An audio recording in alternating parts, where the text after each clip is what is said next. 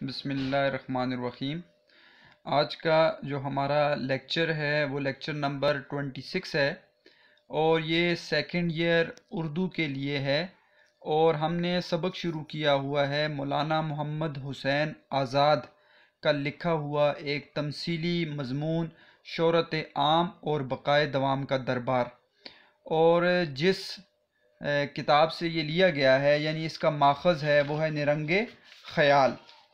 تو بیٹا یہ آپ کو یہ چیزیں زبانی آنی چاہیے کہ مصنف مولانا محمد حسین آزاد، سبق شہرت عام اور بقائے دوام کا دربار، صنف تمثیلی مضمون اور ماخذ نرنگ خیال۔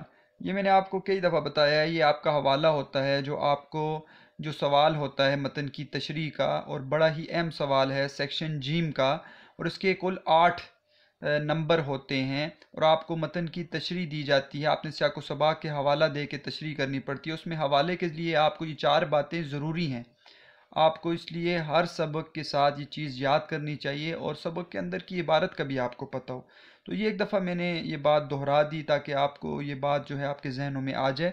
بیٹا سبق کی ابتدا کرنے سے پہلے میں ایک بات آپ کو بتاتا چلوں کہ ہمارا جو کالج ہے پیس کالج، میں ایبٹ آباد میں ہوتا ہوں، گرلز کالج میں سل کیمپس میں، تو ہمارا اپنا کالج انشاءاللہ کیونکہ شروع ہونے والا ہے 15 سے، اور ہمارے اپنے اسٹوڈنٹس کے لیے میں نے یہ گروپ بنایا تھا، اور میں نے یہ یوٹیوب پہ چینل بنایا تھا، اور وہ یہاں سے تاکہ ان دنوں میں جو ان کے گھر کے دن ہیں وہ ضائع نہ ہوں، اور ان کی محنت جاری رہے، اور انہوں نے بڑا اچھا کام کیا، اور اللہ تعالیٰ ان کو جزائے خیر دے، انہوں نے بڑی محنت کی۔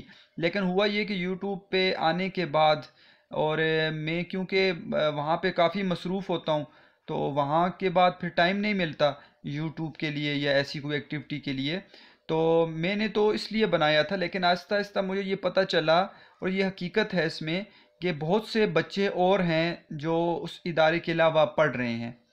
تو ایک تو یہ ہے کہ بیٹا میں اس چینل کو نہ چلاؤں، آگے ویڈیوز نہ بناؤں، اور وہ ترتیب اس طرح نہ رہے۔ ایک یہ ہے کہ میں اس طرح محنت کروں ان بچوں کے ساتھ بھی یہاں پہ پڑھ رہے ہیں۔ تو بیٹا میں ایک بات آپ کو صاف ستھری بتانا چاہتا ہوں، دیکھیں اصل پڑھائی تو سامنے ہوتی ہے، جو ٹیچر سامنے پڑھاتا ہے وہ بہترین پڑھائی ہے۔ اس طرح کی پڑھائی جو ہوتی ہے وہ بعض اوقات وہ بچے جن کے لیے مشکل پیش آتی ہے ان کے لیے فائدہ مند تو ہوتی ہے، اس میں کوئی شک نہیں ہے، لیکن اصل پڑھائی آپ کو پتہ ہے، آپ جب سامنے ہوتے ہیں ٹیچر کے تو وہ پڑھائی بہترین پڑھائی ہوتی ہے، اس سے بات بہت اچھی طرح سمجھ آ جاتی ہے۔ لیکن کچھ بچے ایسے ہیں کہ جو یہاں پہ پڑھ رہے ہیں، تو میں اس طرح لیکچر نہیں دے سکوں گا، کیونکہ وہ لیکچرز میں ایک دن فرسٹ ایئر کو دیتا تھا، ایک دن سیکنڈ ایئر کو لیتا تھا، گھر میں ہوتا تھا، تیار کرتا تھا، اس کو بورڈ پہ تیار کرتا تھا، اور بورڈ پہ تیار کرنے کے بعد میں لیکچر دیتا تھا۔ تو اب یہ ہے کہ ان بچوں کے لیے جو آپ ہمارے اور بچے بھی ہیں جو یوٹیوب پہ باقی بچے لیکچرز دیکھ رہے ہیں، تو میں انشاءاللہ کوشش کروں گا 2 دن بعد 3 دن بعد جیسے مجھے موقع ملتا گیا رات کے وقت میں لیکچر بنایا کروں گا۔ دن کو تو میں اپنے کالج میں محنت کروں گا اپنے بچوں کے ساتھ، ان کے لیے بہت ضروری ہے کہ ان کے ساتھ، کیونکہ اصل آپ کو پتہ ہے بیٹا کہ جو ہمارے اپنے اسٹوڈنٹس ہوتے ہیں، اور اللہ تعالیٰ ہمیں ان کے ذریعے رزق دے رہے ہوتے ہیں، تو ہمارا تو یہی فرض بنتا ہے کہ ہم ان کے ساتھ محنت کریں۔ تو میں اپنے بچوں کے ساتھ وہاں پہ خصوصاً کسی طور پر بھی کمی نہیں کر سکتا۔ تو انشاءاللہ اپنی محنت کرنے کے بعد آئیں گے، آرام کریں گے، رات کو انشاءاللہ مجھے جب بھی موقع ملا تو میں فرسٹ ایئر اور سیکنڈ ایئر کے لیکچرز انشاءاللہ جاری رکھوں گا۔ اس کے علاوہ بھی جس طرح پوئٹری شاعری چل رہی ہے تو میں اس کو چینل کو پروموٹ کروں گا اپنی طرف سے، اور یہ چینل صرف اور صرف میری نیت یہ ہے کہ اللہ تعالیٰ اس سے علم کو، میرے پاس جو علم ہے اس کو آگے پھیلائیں، اور اللہ تعالیٰ مجھے اس کا ذریعہ بنائیں۔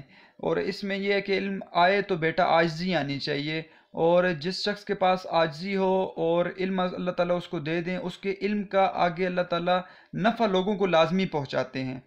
تو میری اپنی طرف سے نیت یہ، اللہ تعالیٰ اس نیت کو قائم رکھیں، تو انشاءاللہ آپ کے لیکچرز جو ہیں وہ جاری رہیں گے۔ میری کوشش یہ ہے میں پوری کتاب کو پڑھاؤں، میری کوشش یہ ہے کہ میں 9th 10th کے بھی لیکچرز دوں، میری کوشش یہ ہے کہ میں پوئٹری سکھاؤں۔ بہت بڑا میں نے اپنی طرف سے ارادہ کیا ہوا ہے، جیسے میں اپنی کلاس میں بچوں کو ایسے پڑھانے کی کوشش کرتا ہوں کہ ان کو اردو کہیں اور سے پڑھنے کی ضرورت نہ پڑے، تو اسی طرح میری کوشش یہ ہوگی کہ جہاں پر جو سننے والے میرے اور اسٹوڈنٹس بن گئے ہیں ان کے لیے بھی ایسی کوشش ہو میری۔ تو آپ نے میری صحت کے لیے دعا کرنی ہے، آپ نے ہمت کے لیے دعا کرنی ہے کہ اللہ تعالیٰ ہمیں ہمت دیں، ہم ان بچوں کے ساتھ بھی محنت کریں گے، انشاءاللہ یہاں پہ آپ کے ساتھ بھی محنت کریں گے۔ اور طریقہ کار تھوڑا تبدیل ہوا ہے، اس طرح میں کھڑے ہو کے لیکچر، کیونکہ آؤں گا لازمی بات ہے تھکاوٹ بھی ہوتی ہے، تو رات کو اپنے روم کے اندر بیٹھ کے لیکچر دوں گا، تو اس میں یہ کہ سلائڈز کے طور پر انشاءاللہ میں لیکچر دوں گا اور آپ کو تمام سوالات حل کرواؤں گا. کتاب کا کوئی حصہ بھی ہم نہیں چھوڑیں گے تاکہ امتحانی نقطہ نظر سے آپ کے تمام سوالات حل ہوں. اردو کے لیے بیٹا سب سے بڑا ہی مسئلہ یہ بنا ہوا ہے کہ میں اس بات کو مجھے پتہ ہے، میں خود جب اس یوٹیوب پہ آیا اور سوشل میڈیا سے تو میں کافی عرصے سے فیس بک سے وابستہ ہوں اور میرا اپنا پیج بھی ہے فیس بک پہ. مجھے پتہ ہے کہ اردو کے ساتھ یہ مسئلہ ہے کہ اردو کی بکس کو پوری طرح سے نہیں پڑھایا گیا. بہت کم چینل ایسے ہیں جنہوں نے پوری طریقے سے، جس طرح صحیح طریقہ ہوتا ہے، پوری اردو بک کو پڑھایا ہو. کوئی بھی ایسا لیکچر مجھے نہیں ملے کہ جس میں آپ پوری صحیح طریقے سے مشقی سوالات حل کروائیں، بچوں کو امتحانی نقطہ نظر سے ساری چیزیں صحیح طرح حل کروائیں. خصوصاً ہمارا KPK بورڈ کا جو، یا فیڈرل بورڈ کی جو اردو کی فرسٹ سیکنڈ ایئر کی کتاب ہے، اس کے بارے میں بات کروں تو مجھے ایسا کوئی لیکچر نہیں ملا. کہ اپنی طرف سے کوشش کی ہے ان دنوں میں، آپ کو پتہ ہے بیٹا ویسے بھی کوشش کر رہے ہیں لوگ، اور وہ کیونکہ معاملات ایسے تھے جنہوں نے یوٹیوب چینل کھولا اور اپنے سٹوڈنٹس کے لیے، اب وہ آہستہ آہستہ ختم ہو جائیں گے. لیکن اس کو لگاتار لے کر چلنا تسلسل کے ساتھ یہ کافی مشکل ہوتا ہے، آسان کام نہیں ہے. لیکن میں اپنی طرف سے پوری کوشش کروں گا اس ترتیب کو جاری رکھنے کی، اور میرا اپنا بھی کیونکہ مصروفیت ہوگی وہاں پر، تو کوشش کریں گے انشاءاللہ ان لیکچرز کو جاری رکھیں. یہ ابتدائی بات کرنی تھی لازمی، کیونکہ کافی جو پرائیویٹ بچے ہیں جو پڑھتے ہیں، یا پھر اور بچے ہیں جو ہمارے کالج کے نہیں ہیں، وہ پھر میسیجز کرتے ہیں، پوچھتے ہیں سر کہ آپ کا لیکچر دوبارہ کریں گے نہیں کریں گے. تو میں ابتدائی بات یہ ضروری تھی کرنی، تو میں نے آج کر دی ہے. یہ بچے ہم انشاءاللہ سیکنڈ ایئر اردو ہم نے 25% کورس الحمدللہ ختم کر دی ہے بیٹا. آپ تمام سارے کے سارے اس سے پہلے والے جو 25% کے ہمارے کورس ہے، ہم پیس کالج کے اصول پہ میں پڑھاتا ہوں اور اس ادارے کی ترتیب پر پڑھا رہا ہوں. تو ہمارا راؤنڈ 1 جو ہوتا ہے 25% کورس ہے، تو وہ اس میں میں نے ختم کر دی ہے. ہمارے 4 اسباق تھے، 2 نظمیں تھیں، 2 غزلیں تھیں. تو ہم نے اب راؤنڈ سیکنڈ شروع کیا ہوا ہے. راؤنڈ سیکنڈ کا یہ پہلا سبق ہے، شہرت عام و بقائے دوام کا دربار. اس کا بھی ہم نے خلاصہ پڑھ لیا ہے. ہم نے مولانا حسین آزاد کی زندگی پڑھی، ان کی تصانیف دیکھی، ان کی ادبی خصوصیات دیکھ لیں. پھر ساتھ ساتھ ہم نے شہرت عام بقائے دوام کے دربار جو ایک تمثیلی مضمون ہے، اور یہ بہت بڑا مضمون ہے بیٹا. یہ نرنگے خیال میں نے خود دیکھا یہ مضمون کہ کافی حصہ یہاں سے کاٹا گیا ہے اور وہ حصہ یہاں پہ ذکر نہیں کیا گیا. یہ پورے کا پورا مضمون آپ کے نصابی کتاب میں درج نہیں ہے. آپ چاہیں تو نرنگے خیال آپ کتاب ڈاؤن لوڈ کر سکتے ہیں، اس میں دیکھ سکتے ہیں. میں نے بھی ڈاؤن لوڈ کی PDF میں، اور میں آپ کی طرف بچے جو میرے ساتھ ہیں ان کی طرف بھیج بھی دوں گا، اور آپ وہ دیکھیں گے. اس کے اندر مطلب پورا مضمون ہے، یہ پورا مضمون نہیں ہے اور کافی بڑا مضمون ہے. یہ اس مضمون کی سب سے اہم بات تمثیل ہے، ٹھیک ہے، کہ ایسے کرداروں کو پیش کیے گئے خواب و خیال کے اندر، اور ان لوگوں کا ذکر کیا گیا ہے جو شہرت سے گزرے ہوئے ہیں. اور دوسرا یہ کہ تمثیل بھی دی ہے کہ بعض مطلب چیزوں کو انہوں نے اجسام دیے ہیں. تو جیسے آپ کو میں نے بتایا تھا کہ انسان کسی حال میں خوش نہیں رہتا، میں بھی ایسی ہی تمثیل جو ہے وہاں پر بھی مولانا محمد حسین آزاد نے پیش کی ہے. تو بیٹا ایک تو ذہن میں رکھنا ہے کہ ان لوگوں کے، جن لوگوں کے بارے میں ہم نے پڑھ لیا، ان کا آپ نے ذہن میں رکھنا ہے وہ کون کون لوگ تھے. وہ جیسے کہ بکرم اجیت کے بارے میں ہم نے پڑھا، اور اسی طرح راجہ بھوج کے بارے میں پڑھا، کالی داس شعر کے بارے میں پڑھا، مختلف کرداروں کے بارے میں ہم نے پڑھا ہے. اب ہم سبق کو شروع کرنے جا رہے ہیں، اور سبق تھوڑا سا مشکل ہے. اس کے اندر آپ نے ذرا غور کرنا ہے تاکہ آپ کو اس سبق کی سمجھ آئے. اور بیٹا اس کے بعد کے سبق آسان ہیں بقدر ان پہلے اسباق سے. تو یہ ایسا سبق ہے جس کو آپ نے بڑے غور سے پڑھنا ہے. تو ہم اپنے سبق کو شروع کرتے ہیں بیٹا. اب اپنی کتاب کے اندر دیکھیں صفحہ نمبر 34 سے ہم انشاءاللہ پڑھیں گے. یہ مولانا محمد حسین آزاد ہیں. یہاں پہ آپ کو ساتھ ساتھ اب کتاب بھی نظر آئے گی، اور اس کے بعد سوالات بھی انشاءاللہ سارے کے سارے نظر آئیں گے. ہم سوالات ساتھ ساتھ حل کریں گے بیٹا، ساتھ ساتھ انشاءاللہ چلیں گے، اور ہیڈنگز کے ساتھ آپ کو انشاءاللہ سارے سوالات اب نظر آئیں گے. پہلے یہ تھا بورڈ کے اوپر میں ہیڈنگز لکھتا تھا، اور اس میں بورڈ کے مجھے جو ہے اس کو لکھنے میں وقت لگ جاتا تھا. اب یہ ہے کہ میں آپ کو باقاعدہ ان کے سوالات پورے بتاؤں گا. تو شہرت عام اور بقائے دوام کا دربار. بقائے دوام کہتے ہیں بیٹا ہمیشہ کی زندگی، ٹھیک ہے. اے ملک فنا کے رہنے والوں، ہم عبارت پڑھتے ہیں بیٹا، اے ملک فنا کے رہنے والوں، ٹھیک ہے. تو ندا ہے یہاں پر. اے کیا ہے بیٹا، آپ نے پڑھا ہوا ہے ندا ہے. تو بہت ساری ایسی چیزیں ہوتی ہیں کہ جو ہم قواعد کے اعتبار سے اگر بیان کرنے لگ جائیں، مرکبات ہیں یہاں پر، آپ کوشش کیا کریں ان کو نکالنے کی، تو بہت زیادہ وقت لگ جائے گا. تو کوشش یہ ہے کہ آپ کو اس سبق سے گزارا جائے اور خاص خاص باتیں بتائی جائیں. ویسے تو اگر ایک پیراگراف کے اوپر بات کریں تو آپ مانیں گے کہ 1.5-2 گھنٹے کا بھی لیکچر ہو سکتا ہے، لیکن کوشش یہ بیٹا کہ آپ کو ایسی چیزیں بتائی جائیں جو آپ کے ذہن سے ان اشکال کو دور کریں جو امتحانی نقطہ نظر سے بھی ہیں اور ویسے بھی عام چیزیں ہیں. تو باقی آپ خود بھی کوشش کیا کریں. اے ملک فنا کے رہنے والوں، اے دنیا کے رہنے والوں، ملک فنا، ٹھیک ہے، کیونکہ فنا ہونے والی ہے یہ دنیا، ملک، تو یہاں پر دنیا مراد ہے. دیکھو اس دربار میں تمہارے مختلف فرقوں کے عالی وقار جلوہ گر ہیں. جلوہ گر ہیں یعنی حاضر ہیں، کہ جو دربار ابھی پیش ہوگا تو بتایا ہے کہ اس میں مختلف فرقوں کے لوگ آئیں گے. بہت سے حب الوطن کے شہید ہیں، بہت سے ایسے لوگ جو ملیں گے جو وطن کی محبت میں شہید ہوئے ہیں، جنہوں نے اپنے ملک کے نام پر میدان جنگ میں جا کر خونی خلت پہنے، جنہوں نے اپنے ملک کے نام پر میدان میں جا کر خونی خلت سے مراد کیا ہے بیٹا؟ خلت جو ہے لباس کو کہتے ہیں، یعنی کہ شہادت نوش فرمائی، انہوں نے وہاں پہ جا کے شہادت ہوئی ان کی اور وہ شہید ہو گئے. اکثر مصنف بھی ہیں، اکثر شاعر بھی ہیں، اور بے عیبی سے زندگی بسر کر گئے، جن کے اوپر کسی نے کوئی عیب نہیں لگایا. ایسے زیرک اور دانا بھی ہیں. ایسے زیرک کہتے ہیں عقل مند کو، عقل مند، اور دانا بھی عقل مند کو ہی کہتے ہیں. ایسے لوگ بھی ہیں جو عقل مند ہیں، جو بزم تحقیق کے صدر اور اپنے عہد کے باعث فخر رہے، جو بڑی بڑی مجلسوں کے صدر رہے، یعنی بڑے بڑے عہدوں پر فائز رہے، اور اپنے دور کے جو ہیں وہ فخر کرنے والے، یعنی ان پر قوم اپنی فخر کیا کرتی تھی، بڑے بڑے عہدوں والے بادشاہ، ٹھیک ہے، سلاطین اور بڑے بڑے لوگ ہیں جو اس دربار میں جمع ہیں. تو بیٹا یہاں تک آپ کو بات سمجھ آ گئی ہوگی. یہ ابتدائیہ ہے تمثیلی مضمون کا، آہستہ آہستہ اپنی بات کی طرف جائیں گے. اب ہم وہ پیراگراف پڑھ رہے ہیں جو ہم نے پہلے اس سے پڑھا ہوا ہے، اور اس کے اندر سوال نمبر الف بھی آپ کو ملے گا جو ہم حل کریں گے. بیٹا تھوڑا میں تیز بھی پڑھوں گا، آپ کو انشاءاللہ بات کی سمجھ بھی آئے گی تاکہ ہم ترتیب سے ساری چیزیں سمجھ سکیں. بہت آہستہ پڑھا تو لیکچر بہت طویل ہو جاتا ہے اور آپ کو بات کی سمجھ نہیں آئے گی. آپ ترتیب کو سمجھ گئے انشاءاللہ میری، تو آپ جو ہے وہ پوری کی پوری بات کو سمجھیں گے. بقائے دوام دو طرح کے ہوتے ہیں. ہمیشہ کی زندگی بیٹا دو طرح کی ہوتی ہے. ایک تو وہی ہے جس طرف روح فی الحقیقت بعد مرنے کے رہ جائے گی. ایک تو وہ ہے کہ روح کا دوام. میں نے آپ کو بتایا تھا بقائے دوام دو طرح کے ہیں. بقائے دوام کیا بیٹا؟ دو طرح کے ہیں. ایک کیا ہے؟ ایک ہے روح کا دوام، جس کے بارے میں بھی بات ہے، جس کے لیے کوئی فنا نہیں ہے. دیکھیں روح فانی نہیں ہوگی.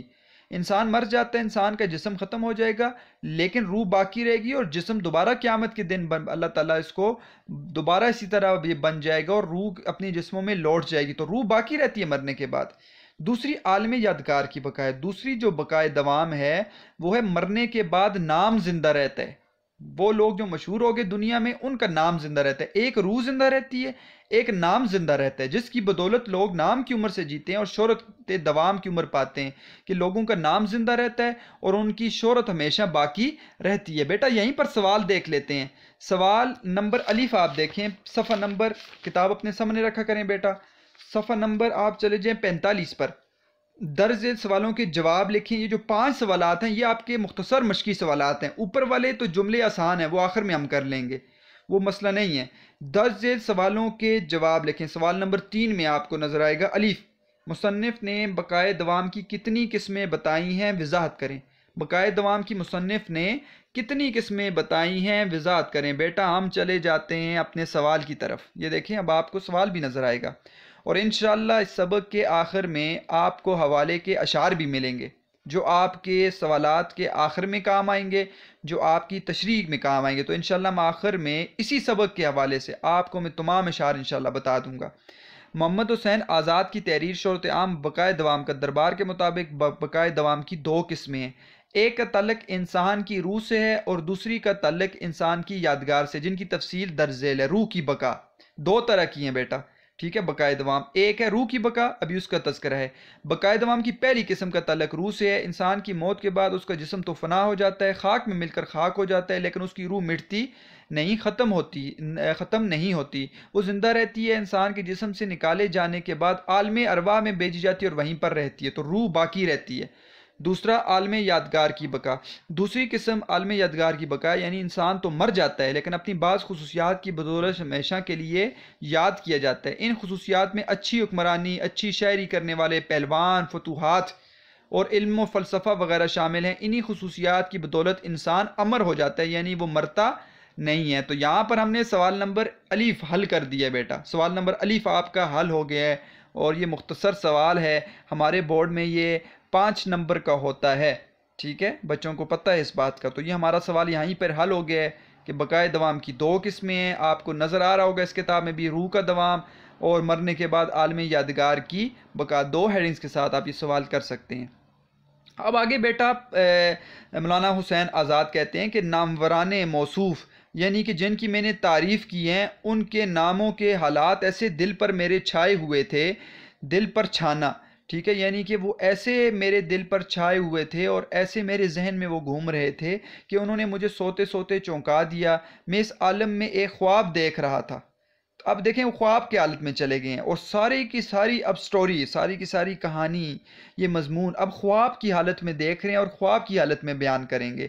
چونکہ بیان اس کا لطف سے خالی نہیں ہے، اس لیے عرض کرتا ہوں خواب کیا دیکھ رہا ہوں۔ اب یہاں سے خواب شروع ہو گئے بیٹا، اب خواب شروع ہو گئے۔ اب میں نے آپ کو بتایا، آہستہ آہستہ بتائیں گے کہ لوگ جمع ہیں، خوبصورت عورتیں آئیں گی، وہ ان کو بیچ میں کچھ لوگوں کو روک دیں گی، لیکن کچھ لوگ نہیں رکیں گے، پھر وہ آگے بڑھتے جائیں گے، آگے وہ لوگ چلے جائیں گے، شہنائی کی آواز آئے گی، وہ ساری بات یہاں پر بیان ہوگی، پھر لوگوں کو جو ہے دربار میں بھیجا جائے گا، اور لوگوں کی جو انٹری ہے، ٹھیک ہے، داخلہ ہے، وہ شروع ہو جائے گا۔ تو کہتے ہیں کہ خواب میں دیکھتا ہوں کہ گویا میں ہوا کھانے چلا ہوں، ہوا کھانے چلا ہوں یعنی میں سیر کر رہا ہوں، ایک بڑے میدان میں کیا کر رہا ہوں، میں سیر کر رہا ہوں، اور چلتے چلتے ایک میدان وسیع الفضا میں جا نکلا ہوں، اور چلتے چلتے ایک وسیع میدان ہے، بہت بڑا میدان ہے جس میں جا نکلا ہوں، اور میں وہاں پر موجود ہوں، جس کی وسعت اتنی زیادہ تھی اور جو اتنا رقبے کے لحاظ سے پھیلا ہوا تھا، دل افروز میدان، خیال سے بھی زیادہ، تو میرے خیالوں سے بھی زیادہ وہ میرے دل کو لبھانے والا تھا، بڑا وسیع میدان تھا۔ دیکھتا ہوں کہ میدان مذکور میں اس قدر کثرت سے لوگ جمع ہیں کہ نہ انہیں محاسب فکر شمار کر سکتا ہے، نہ قلم تحریر فہرست تیار کر سکتا ہے۔ کہتا ہے اس میدان میں اتنے لوگ کریں کہ میں احتساب کروں اور میں ان کو اپنے ذہن میں شمار کروں تو میں شمار نہیں کر سکتا، اور نہ میرا قلم ان کے بارے میں لکھ سکتا ہے۔ اتنے لوگ جمع ہیں کہ میں ان کا لکھنا چاہوں تو بہت زیادہ لوگ اس میدان میں جمع ہیں، اور جو لوگ اس میں جمع ہیں وہ غرض مند لوگ ہیں کہ اپنی اپنی کامیابی کی تدبیروں میں لگے ہوئے ہیں، اور جو لوگ وہاں پہ موجود ہیں سارے غرضی لوگ ہیں، اور وہ کہتے ہیں کس طرح ہم کامیاب ہو جائیں، کس طرح ہمیں کامیابی مل جائے۔ وہاں ایک پہاڑ بھی ہے، دیکھیے اب منظر نگاری، کتنی خوبصورت منظر نگاری پیش کریں گے، خواب و خیال میں اب لے کر گئے ہیں، اور یہاں پر اب منظر نگاری بتائیں گے کہ ایسا پہاڑ ہے، اور اپنے مضمون کو کتنا خوبصورت بنا رہے ہیں۔ تو یہ بھی ادب کی ایک خصوصیات میں شامل ہے بیٹا۔ وہاں ایک پہاڑ ہے جس کی چوٹی گوشے صحاب سے سرگوشیاں کر رہی ہے۔ اب کیسا جملہ لائے، اب حقیقت میں پڑھیں تو ایک پہاڑ ایسا جس کے گوش کہتے ہیں کان، ٹھیک ہے، اب پہاڑ کے کان جو ہیں وہ بادلوں سے گفتگو کر رہے ہیں۔ اب دیکھیں جملہ تو یہ کہہ رہے، لیکن اب دیکھیں خوبصورتی، دیکھیں کتنی خوبصورت انہوں نے ایک جملہ لایا۔ اس کا مطلب کیا ہے کہ وہ پہاڑ اتنا بلند ہے کہ وہ آسمان کو چھو رہا ہے، بلند و بالا پہاڑ۔ اب جس پہاڑ کے کان ہوں اور اس کے کان بادلوں میں سے سرگوشیاں کر رہی ہیں، تو مطلب یہ ہے کہ بادل تو اونچے ہوتے ہیں، تو مطلب یہ ہے کہ پہاڑ کے بلند و بالا پہاڑ ہے۔ پہلو اس کے جس طرف سے دیکھو ایسے سر پھوڑ اور سینہ توڑ ہیں کہ کسی مخلوق کے پاؤں نہیں جمنے دیتے، اور ایسا مشکل ہے۔ سر پھوڑ کا مطلب ہے بیٹا دشوار، اور سینہ توڑ کا مطلب یہ ہوتا ہے دشواری، تو دونوں چیزوں کا مطلب یہ ہے کہ اتنا دشوار ہے کہ اس پر کسی مخلوق کے پاؤں نہیں جمنے دیتے، کوئی بندہ بھی اس پر جا کر یعنی کہ اس کا راستہ طے نہیں کر سکتا۔ ہاں حضرت انسان کے ناخن تدبیر کچھ کام کر جائیں تو کر جائیں، ہاں انسان ایسا ہے کہ اس نے بڑی بڑی چوٹیاں سر کر دی ہیں، اور وہ تدبیر سے کام لے اور محنت کرے تو وہ آگے جا سکتا ہے، اور بڑی بڑی چوٹیاں اس نے سر کر دی ہیں تو وہ پھر اپنی تدبیر سے اس پہاڑ پہ بھی پہنچ سکتا ہے۔ یکا یک اچانک کلہ کوہ سے پہاڑ کی چوٹی سے ایک شہنائی، ایک آواز آئی، میوزک، بانسری کی آواز آئی، جس کے بارے میں نے آپ کو بتایا تھا۔ یہ دلکش آواز سب کو بے اختیار اپنی طرف کھینچتی تھی، یہ ایسی دلکش آواز تھی کہ ساروں کو اپنی طرف کیا کر رہی تھی، کھینچ رہی تھی۔ صفحہ نمبر بیٹا آ جائیں صفحہ نمبر 35 پر۔ اس طرح کے دل میں جان اور جان میں زندہ دلی پیدا ہوتی تھی۔ کہتے اتنی خوبصورت آواز تھی کہ اس کو سن کے انسان کی روح تازہ ہو جاتی تھی، انسان میں کیا ہو، ایک جان پیدا ہو جاتی تھی، جوش آ جاتا تھا، ولولہ آ جاتا تھا، بلکہ خیال کو وسعت کے ساتھ ایسی رفت دیتی تھی، بلکہ خیال میں انسان جب وہ آواز سنتا تھا تو اس کی خیال سوچ وہ اور بلندی کی طرف جا رہی ہوتی تھی، جس سے انسان مرتبہ انسانیت سے بڑھ کر قدم مارنے لگتا تھا. یعنی انسان اپنے آپ کو بڑا سمجھتا تھا اور آگے محنت کرنے کی کوشش کرتا تھا، آگے بڑھنے کی کوشش کرتا تھا. یعنی ایسی خوبصورت آواز تھی. لیکن یہ عجب بات تھی کہ اتنے انبوء کثیر، اتنے بڑے ہجوم میں، انبوء کثیر کہتے ہیں اتنا بڑا ہجوم سے، تھوڑے ہی اشخاص تھے جن کے کان اس کے سننے کی قابلیت اور اس کے نغموں کا مذاق رکھتے تھے. مذاق ذوق کو کہتے ہیں بیٹا، یہ وہ مذاق نہیں ہے جو مذاق ہم کرتے ہیں، یہ مذاق سے مراد ذوق ہے. کہ کہتے ہیں اتنے رش میں، اتنے ہجوم میں ایسے کان بھی تھے جو اس کی سننے کی قابلیت اور اس کے نغموں کا مذاق رکھتے تھے. وہ تھوڑے لوگ تھے، کافی لوگ ایسے بھی موجود تھے جن کو یہ نغمہ، یہ بانسری، ٹھیک ہے، اور یہ شہنائی سنائی نہیں دے رہی تھی. اب بیٹا یہاں پر بڑی اہم یہ پیراگراف ہے آپ کے لیے، اس میں سوال بھی ہے، اور میں نے آپ کو بتایا تھا خوبصورت عورتیں ہیں جو راستہ روک رہی ہیں. ٹھیک ہے، اب یہاں پر دیکھیں تمثیل آ جائے گی. خوبصورت عورتیں نہیں ہیں، وہ غفلت ہے، عیاشی ہے، خود پسندی ہے، تو جسم دے دیے خوبصورت عورتیں بنا کر. تمثیل آپ کو نظر آ رہی ہے، جو ہم نے تعریف پڑھی تھی آپ کو اس پیراگراف میں بھی نظر آئے گی. دوسری طرف جو نظر جا پڑی تو دیکھتا ہوں کہ کچھ خوبصورت عورتیں ہیں. تو پیراگراف کو غور سے دیکھنا ہے، سوال بھی آئے گا اسی میں آپ کو، خوبصورت عورتیں کون تھیں. دوسری طرف جو دیکھتا ہوں تو خوبصورت عورتیں کھڑی ہوئی ہیں جو بہت سے لوگ ان کے تماشائے جمال میں محو ہو رہے ہیں. تماشائے جمال یعنی ان کی خوبصورتی کو دیکھ رہے ہیں، تماشا کر رہے ہیں، محو ہو رہے ہیں، مشغول ہو رہے ہیں. اتنی خوبصورت ہیں کہ سارے ان کو غور غور سے دیکھ رہے ہیں. یہ عورتیں پریوں کا لباس پہنے ہیں، خوبصورت ہیں اور پریوں کا لباس انہوں نے پہنا ہے. مگر یہ بھی وہیں چرچا سنا کہ در حقیقت نہ وہ پریاں ہیں نہ پری زاد عورتیں ہیں. لیکن یہ پتہ چل گیا، وہاں پر باتیں ہو رہی تھیں کہ در حقیقت وہ پریاں نہیں ہیں، نہ پریوں کی اولاد میں سے ہیں. پری زاد عورتیں یعنی پریوں کی اولاد میں سے ہیں. کوئی یہ کیا ہیں، یہ کیا ہیں پھر؟ پری اگر نہیں ہے، نہ پریوں کی اولاد میں سے، نہ خوبصورت عورتیں، یہ کون ہے؟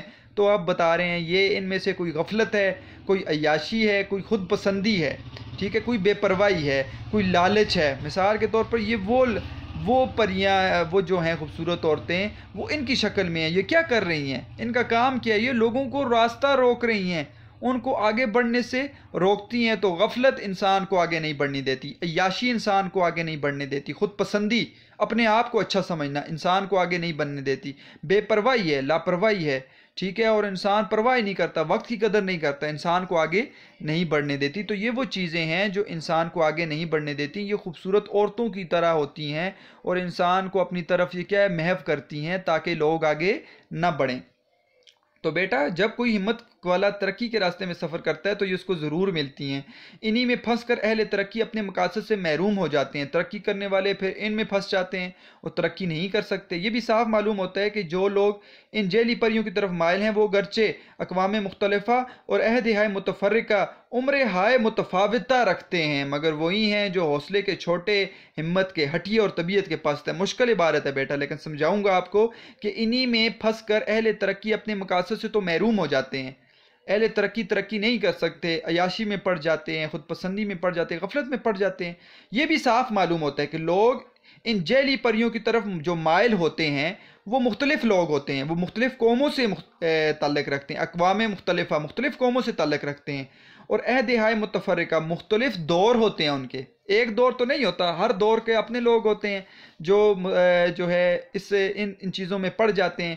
عمر ہائے متفاوتہ، ان کی عمریں بھی مختلف ہوتی ہیں. کوئی جوان ہوتا ہے، کوئی بوڑھا ہوتا ہے، کوئی کم عمر کا ہوتا ہے، کوئی زیادہ عمر کا ہوتا ہے، مگر وہی لوگ ہیں جو حوصلے کے چھوٹے ہوتے ہیں اور ہمت کے ہٹیے اور طبیعت کے پست ہیں. طبیعت بھی ان کی ایسی ہوتی ہے جو سست ہوتے ہیں. اس سے آپ ہمت کے ہٹیے یعنی ہمت بھی، وہ ہمت اپنی چھوڑ جاتے ہیں. ہٹیے ویسے ضدی کو کہتے ہیں. تو ہمت بھی ان کی کم ہوتی ہے، حوصلے بھی ان کے کم ہوتے ہیں. تو یہ کوئی بھی لوگ ہیں، کسی گروپ سے تعلق رکھتے ہیں، کسی قوم سے تعلق رکھتے ہیں، کسی دور سے تعلق رکھتے ہیں، کسی عمر سے تعلق رکھتے ہیں، لیکن یہ کون ہوتے ہیں؟ یہ حوصلے ان کے کم ہوتے ہیں. یہ ہمیشہ ان چیزوں میں مائل ہو جاتے ہیں، غفلت میں، عیاشی میں، خود پسندی میں، بے پرواہی میں، اور وہ ان کو آگے نہیں بڑھنے دیتی. تو کچھ لوگوں کو جو آگے بڑھ رہے تھے، جن کے کانوں میں بانسری کی آواز آئی، وہ تو آگے بڑھتے گئے، انہوں نے دھیان نہ کیا. لیکن کچھ لوگ جو کیا ہوا، یہاں پر آ کر رک گئے. اب یہاں پر ہی ہم سوال نمبر بے حل کرتے ہیں. سوال نمبر بے، خوبصورت عورتیں در حقیقت کون تھیں؟ محمد حسین آزاد کی تحریر شہرت عام بقائے دوام کا دربار میں خوبصورت عورتوں اور پریوں کی منظر کشی اور حقیقت بیان کی گئی۔ یہ خوبصورت عورتیں نہ پریاں بلکہ عیاش، خودسری، بے پرواہی، باہمت لوگوں کے راستے میں رکاوٹ بنتی تھی۔ منظر کشی، مصنف لکھتے ہیں کہ دوسری طرف جو نظر پڑتی ہے تو دیکھتا ہوں کہ کچھ خوبصورت عورتیں ہیں اور بہت سے لوگ ان کے تماشائے جمال میں مصروف ہیں۔ ان عورتوں نے پریوں کا لباس پہن رکھا ہے۔ حقیقت، ان پریوں کی حقیقت کیا ہے؟ یہ بھی وہی چرچا سنا کہ در حقیقت نہ وہ پریاں ہیں نہ پریزاد عورتیں ہیں، بلکہ یہ انسانوں کی مندرجہ ذیل برائیاں ہیں۔ غفلت اور بے پرواہی، دلکش اور خوبصورت لباس زیب تن کیے ہوئے یہ جیلی پریاں دراصل انسانوں کی وہ غفلت و بے پرواہی ہیں جس میں محو ہو کر وہ اپنے مقاصد سے ہٹ جاتے ہیں۔ خودسری اور عیاشی، اگر ایک طرف انسانوں کی ضد، ہٹ دھرمی اور انانیت، ٹھیک ہے، انا جس کو کہتے ہیں، مجسم ہو کر ترقی سے روک دیتی ہے، تو دوسری طرف اپنے مال اور جائیداد اور صلاحیتوں کا منفی استعمال بھی اعلیٰ مقاصد کے اصول سے محروم کر دیتا ہے۔ یہی وہ خامیاں ہیں جنہوں نے پریوں کا روپ دھار کر اہل ترقی کو پھنسا دیا، اور یہ بھی معلوم ہوا کہ جو لوگ ان جیلی پریوں کی طرف مائل ہیں ان کا تعلق مختلف قوموں سے تھا، مختلف زمانوں سے تھا، مختلف عمروں سے تھا، اور ان کا سب کا شمار پست حوصلوں والوں میں سے ہوتا تھا۔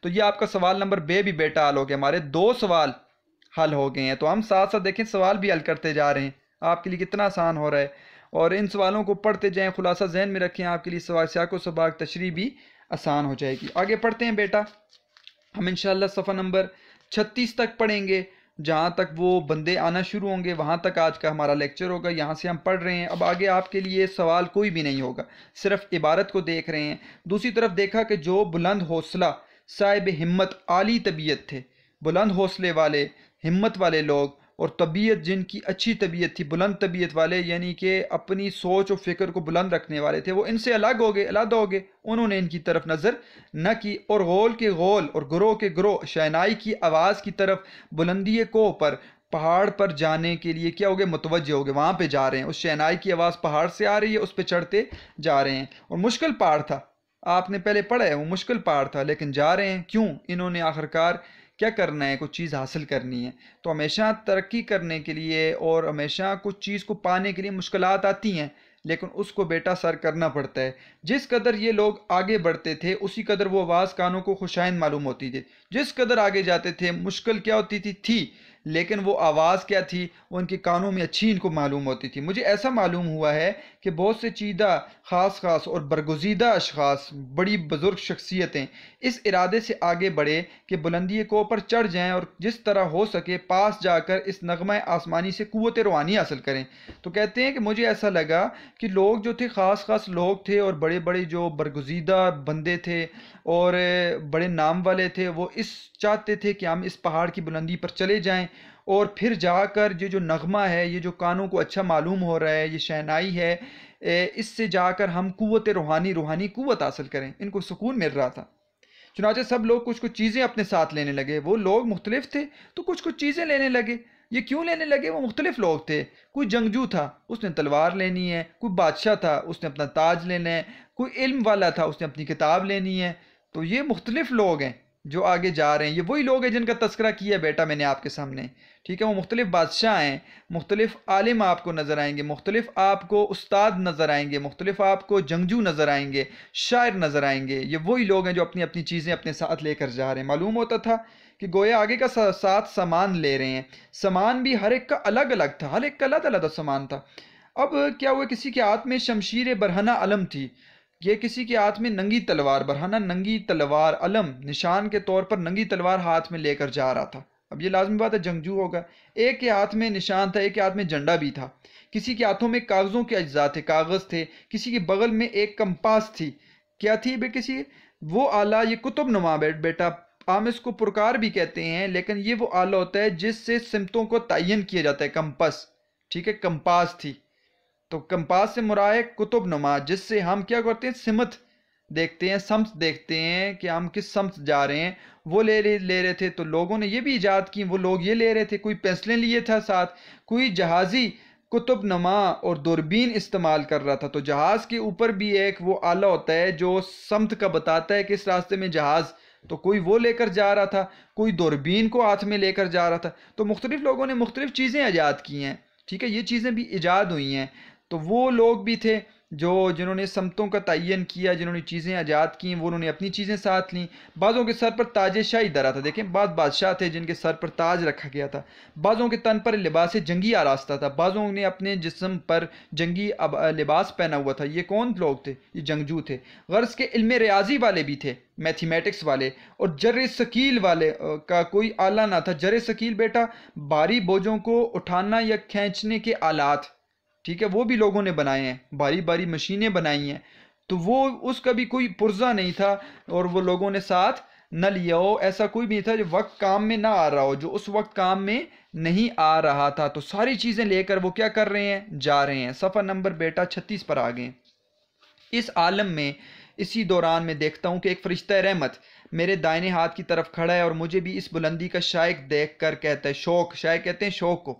تو میں نے آپ کو بتایا تھا کہ حسین آزاد ان کے ساتھ ہیں، اور وہ فرشتہ رحمت آیا، اس نے دیکھا آزاد کو اور کہا کہ مجھے لگتا ہے تمہیں بھی بہت شوق ہے، تم ان لوگوں کے ساتھ جانا چاہتے ہو، کہ یہ سرگرمی، یہ جوش اور گرم جوشی تمہاری ہمیں نہایت پسند ہے، کہ تم بھی مجھے لگتا ہے جانا چاہتے ہو، لیکن تم جاؤ ان کے ساتھ۔ لیکن ایک صلاح دی، مشورہ دیا کہ ایک نقاب منہ پر ڈال لو۔ مجھے کہا تم ایک نقاب منہ پہ ڈال لو تاکہ تمہیں لوگ پہچانے نہ۔ میں نے بےحد تامل تعمیل کی، میں نے بغیر کسی حیل و حجت کے، بغیر کچھ سوچے ہوئے اس کی بات کو مان لیا۔ بعد اس کے گروہ مذکور فرقے میں تقسیم ہو گیا، مختلف فرقوں میں وہ گروہ تقسیم ہو گیا اور فرقوں میں بٹ کر وہ آگے بڑھنے لگا۔ کوئی مذکور پر راستوں کا کچھ شمار نہ تھا، سب نے ایک ایک راہ پکڑ لی، مختلف راستے تھے، کوئی اس راستے سے جانے لگا، کوئی اس راستے سے جانے لگا۔ تو مختلف لوگ تھے نا، جنگجو ایک راستے سے جانے لگے، کوئی استاد ہے وہ ایک راستے سے جانے لگے، کوئی شاعر ہے ایک راستے سے جانے لگے، تو مختلف لوگ مختلف راستوں سے جانے لگے۔ مسافر جلد جلد آگے بڑھے اور ایک سپاٹے میں پہاڑ کی چوٹی پر جا پہنچے۔ ایک سپاٹے یعنی ایک دم، ایک دوڑ میں جلدی جلدی جا کر پہاڑ کی وہ چوٹی پر جہاں پر جانا چاہتے تھے وہاں پر چلے گئے۔ اس میدان روح افزا میں، روح کو لبھانے والی، روح کو تازہ کرنے والی میں پہنچتے ہی ایسی جان بخش اور روحانی ہوا چلنے لگی، ایسی روح کو تازہ کرنے والی اور نئی جان میں جان آ گئی۔ ہم کہتے ہیں جان میں جان آ گئی، تو کیا مطلب ہے اس سے؟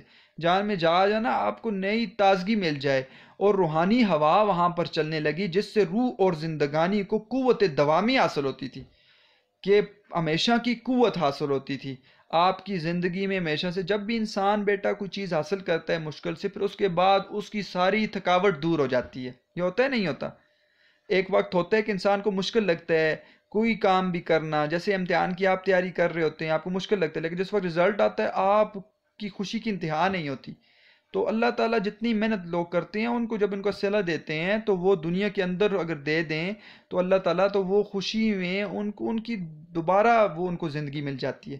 تمام میدان جو نظر کے گرد و پیش دکھائی دیتا تھا، گرد و پیش ادھر ادھر، تمام میدان جو میدان تھا جو نظر کے ارد گرد ہمیں دکھائی دیتا تھا، اس کا رنگ کبھی نور سحر تھا، صبح کے نور کی طرح تھا، اور کبھی شام و شفق جس سے کوسے قضا کے رنگ میں کبھی شہرت عام اور کبھی بقائے دوام کے حروف عیاں تھے۔ خوبصورت جملہ بیٹا، دیکھیں کتنی خوبصورت بات یہاں پر کی اور کیسے اس جملے کو بیان کیا۔ حالانکہ یہ بھی کہہ سکتے تھے کہ ایک حروف لکھے ہوئے تھے شہرت عام اور بقائے دوام، لیکن اب دیکھیں، اب کہتے ہیں کہ ایک جو حروف عیاں ہونا، ظاہر ہونا، کبھی شہرت عام اور کبھی بقائے دوام کے حروف ظاہر ہوتے تھے۔ کیسے ظاہر ہوتے تھے؟